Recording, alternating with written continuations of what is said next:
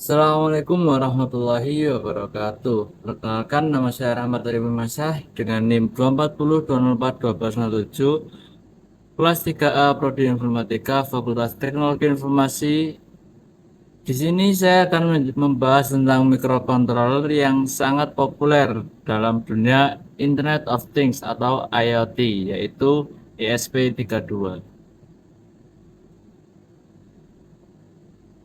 Apa itu ESP32?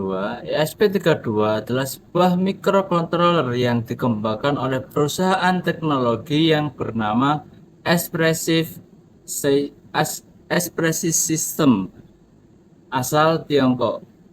ESP32 merupakan penerus dari ESP8266 dengan kemampuan yang jauh lebih kuat dan fitur yang lebih lengkap. ESP32 memiliki prosesor ganda atau dual core dengan kecepatan hingga 240 MHz, RAM yang lebih besar serta mendukung Wi-Fi dan Bluetooth secara bawaan. Dengan semua kemampuan ini, ESP32 sering digunakan dalam berbagai proyek IoT seperti smart home, wearable device, sistem sistem monitoring, dan masih banyak lagi. Salah satu keunggulan ESP32 dibandingkan microcontroller lain seperti Arduino Uno adalah kemampuannya untuk terhubung langsung ke jaringan internet tanpa tambahan modul. Spesifikasi dan fitur ESP32. ESP32 memiliki banyak fitur menarik, di antaranya A. Wi-Fi dan Bluetooth. ESP32 mendukung Wi-Fi 802.11 serta Bluetooth klasik dengan BLE Bluetooth Low Energy. Kemudian ada dual core processor. Terdapat dua CPU Extends 32 bit LX6 yang sangat cepat. Kemudian adalah eh,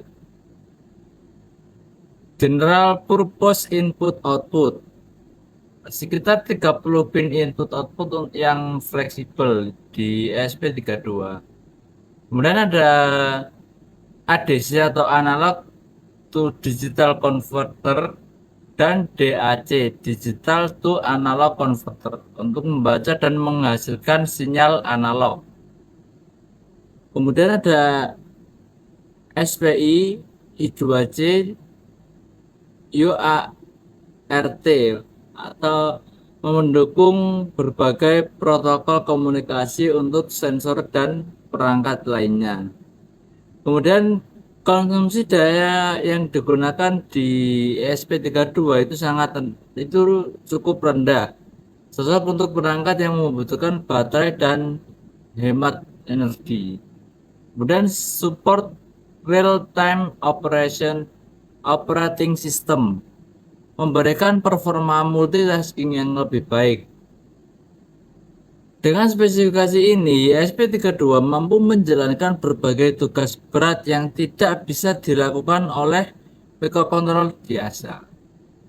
Kemudian ada perbandingan ESP32 dengan microcontroller lain.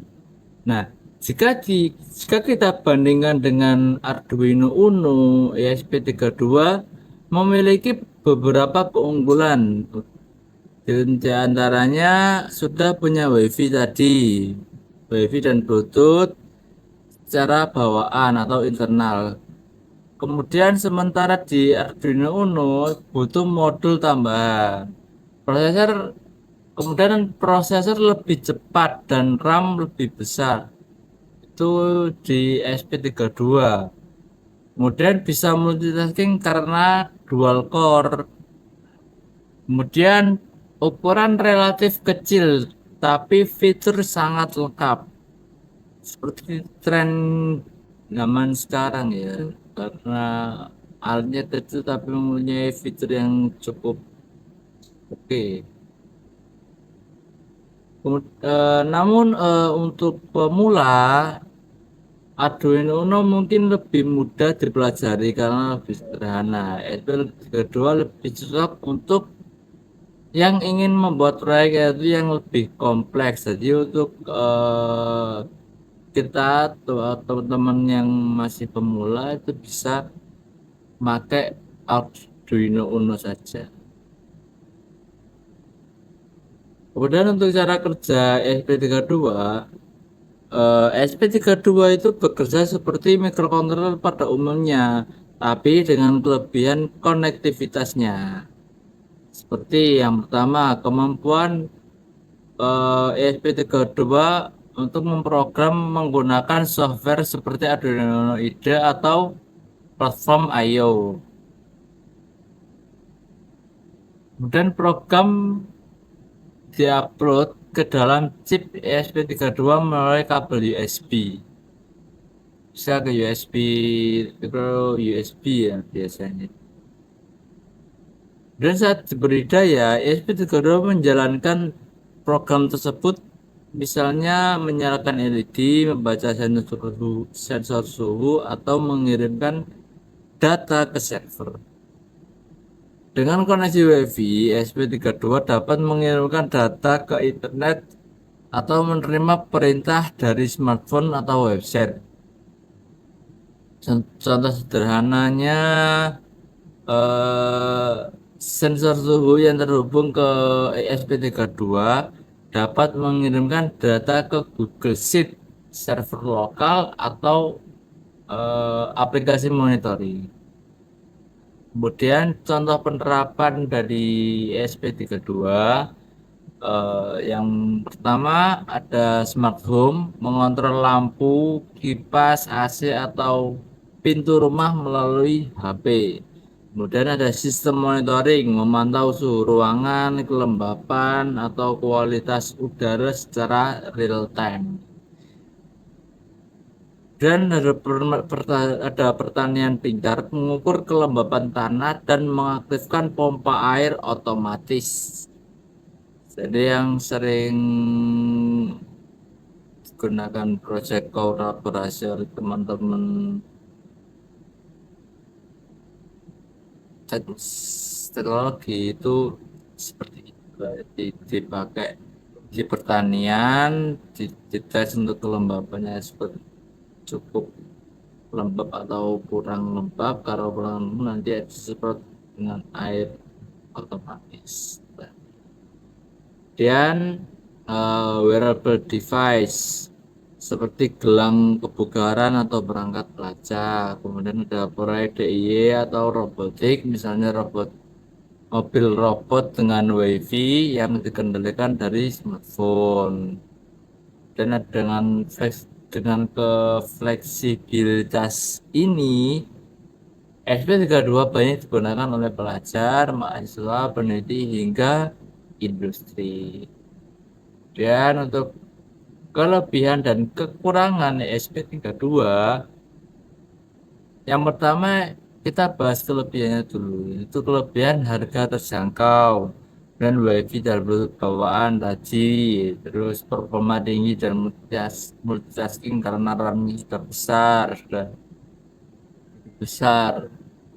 Kemudian juga dual core, jadi itu banyak pin GPIO-nya. Terus komunitas penggunanya sudah cukup besar. Dari kelebihan-kelebihan itu tadi, SP32 juga memiliki kekurangan yang pertama, yaitu lebih rumit untuk pemula dibandingkan Arduino Uno. Konsumsi daya lebih tinggi dari ESP8266.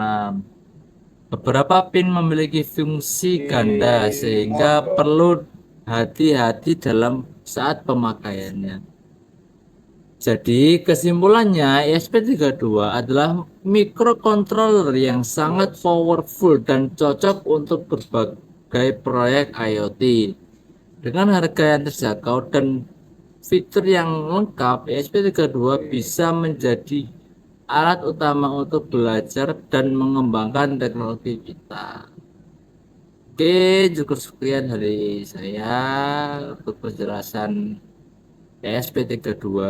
Ya, Kurang lebihnya mohon maaf. Wabillahi taufiq wal hidayah. Wassalamualaikum warahmatullahi wabarakatuh.